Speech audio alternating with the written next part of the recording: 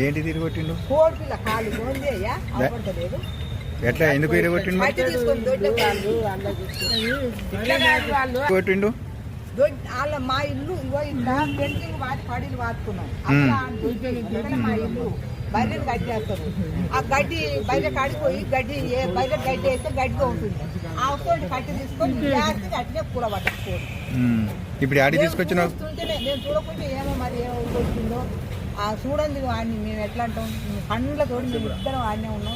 మిగల వాళ్ళం మేము చూస్తుంటేనే. ఇప్పుడు ఆ కోడిని ఆడి తీసుకొచ్చినావు. ఇప్పుడు ఈడికే పోలీస్ స్టేషన్. ఇప్పుడు ఏం చేయాలి? కోడి మీద ఏం చేస్తారంటే ఏం చేస్తారు? నవ్వు వస్తుంది కదా ఈ సార్లకు. మా పరిస్థితి ఏమో ఇట్లుంది, వాళ్ళకు నవ్వు వస్తుంది. ఎందుకు కొట్టింది కోడిని? ఏమిటి కొట్టింది కోడిని? కోళ్ళు ఉండవు ఆ ఊరు అన్నప్పుడు ఉంటాయి.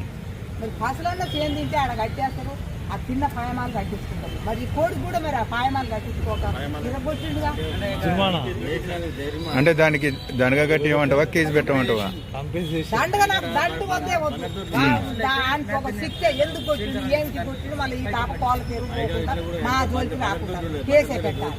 దానికి ఎందుకు నాకు దండగా దలగవాడ అని దండగా నాశనం అయిపోయింది అని దండగా ముందు నష్టం కానీ మాకు ఆ దండగా. సరే పొద్దున